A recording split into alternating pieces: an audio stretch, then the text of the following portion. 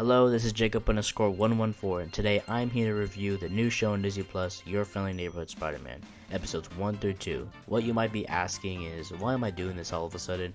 Well, this year I want to add something more to my content instead of just being live streams every Monday, Tuesday. So, every new movie or show that comes out this year, I will review. The only thing that I won't do is Cobra Kai Part 3, sadly. Mainly because it's a continuation from last year's Cobra Kai Season 6 Part 1 and 2. So it wouldn't make sense if I just threw in Part 3, but didn't review Part 1 and 2. With that out of the way, now time for my review of Your Friendly Neighborhood Spider-Man. I went into the show with no brain, thinking this is just another what if, but no Iron Man to mentor Peter Parker or anything. Since this was supposed to be an origin story for the MCU Peter Parker, but instead they changed it, which I like that decision. Although it is said we will never see the origin for Tom Holland's Spider-Man, it will still give us something new and refreshing, instead of it being a show with limited story and limited characters. And instead of them making up villains, they can use villains like Scorpion, Dr. Octopus, and even use Oscorp without making No Way Home confusing. Overall, the show is great. I like what they were trying to accomplish, making new Spider-Man stories and letting them have fun in their writer's room, or not too much fun to where it makes it quote-unquote woke and annoying. Yeah, if you haven't heard the recent controversy from the guy who voices Spider-Man in the show, then wow, let me tell you, that guy has no idea what kind of show he wanted to provide its voice for. I mean, we all watched the first episode together, right? Look at all the changes. One person would have expected Norman Osborn to be normal white guy, like in the comics or live-action Tobey Maguire movies. Instead, they changed him to African American. Now, me personally, I don't mind the changes, okay? Although there are more changes than Norman Osborn being African American. Harry's African American. Lonnie Lincoln, also known as Tombstone, is African American. And there's some LGBTQ representation in the show. But overall, it's a good show. I don't mind them trying to be woke or trying to have representation in the show. I mean, look at Squid Game in their new season. Player 120, the only trans player in that game. Now, me personally, going into the show, I thought it would just be an annoying character like Player 100. But no, she turned out to be one of the most likable characters in that season of the show. And I don't mind representation. I love what they're trying to do with Your Friendly Neighborhood Spider-Man. I think it's a good goal that they were trying to accomplish. Now, for the show itself, it is fantastic. The animation, it could be a little better. Like, sometimes I can notice people in the background aren't moving. But like the showrunner said, this is a comic book come to life. So the animation will be on top as Spider-Man 98 or Spectacular Spider-Man. And as the quality of the show itself. Now, I haven't watched those two shows, and I know they're regarded as the best Spider-Man shows in all of television. But since I haven't seen them, I can't really compare. But as seeing this show, I think it's an okay, average Spider-Man TV show. And the show right now, it's an okay. Reminder, this is only episode 1 through 2, so we're going through a slow start right now, you know.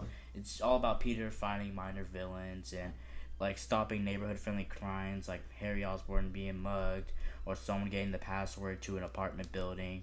You know, it's simple stuff like that, which that's clearly what Spider-Man is, a grounded superhero. Not a multiversal where you have to deal with spider societies or Doctor Strange magic, although those movies were regarded as one of the best Spider-Man movies ever. But I love grounded Spider-Man. Same thing as I love grounded Daredevil or grounded Moon Knight.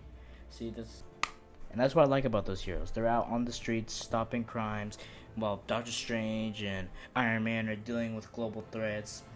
Spider-Man and Daredevil and all the rest of the street-level heroes are dealing with the crime bosses that are trying to take over New York. And instead of fighting with force and having to do it their way like Punisher or Daredevil or Moon Knight, Spider-Man actually has a heart, and this one especially does. Instead of turning the criminals into the police station or webbing them to a wall, Spider-Man does the right thing and tries to get the criminal to give back their money to where they stole from, which I like about this Spider-Man. He's a gifted youngster, and he has a good heart in the show. And another good thing I love about this show is characterization. There's one moment in the show where the narrative of the show, it switches entirely from Peter Parker all the way to Lonnie Lincoln. And it goes on for like 5 minutes, you know, showing his lifestyle, instead of it just being all about Peter. And, you know, I would love for it to be shifting towards other people in the story, instead of it just being Peter later on in the later episodes, like with Daredevil or Nico Minora. I like that about the show. It doesn't focus on the main character all the time. It actually moves forward and expands all the characters' lives. And speaking of other characters, I love all the little nods and details in the show. Of course, we got characters like in the trailer, a little symbiote, alien-looking thingy, Doctor Strange, and a bunch of other comic book characters too. But there's one slight change to a popular character, which I feel like most people wouldn't agree on, mainly because, oh, they're familiar with this version of that specific character, but, they changed the gender, or the race, or the personality. It's so bad. Trust me, it's not that bad. If they don't do the story with her, then that's fine. I'm completely fine with that, but if they somehow find to incorporate a story, maybe in like a future season, since, half of the animations are done for season 2, and they got greenlit for season 3. So I feel like if they were to lock in with this show, they could really lock in with this show. And finally, one thing about the show I like is the homemade suit. Of course, since it's a MCU based project, the homemade suit is not gonna look the same as from Homecoming or Civil War in the little footage Tony Stark was showing. But the homemade suit in the show is absolute fantastic. Of course, the gas tank on the suit, back of the suit, is weird, but hey, it's the first suit of the show, so it's an alright starter for him. I just cannot wait till he gets either the Future Foundation suit or the OG red and blue suit. Gosh, those are gonna be so beautiful once they pop up in the show. Overall, I like what they're doing with the show, and if they keep it up with the hard work and the good episode release, this show could really be a good show out of Marvel Animation. If I were to rate this, I'd probably give it a 7 out of 10. Not like the best thing that has come out in recent years, but it's still an okay. If you do not like all the changes, then this show is definitely not for you. But if you say, you want new Spider-Man content, here's new Spider-Man content.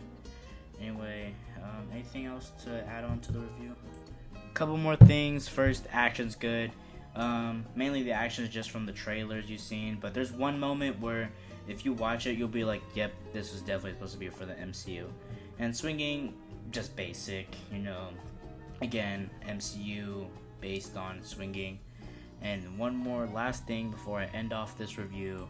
Of course, if you're having a Spider-Man show, Peter Parker is going to be corny.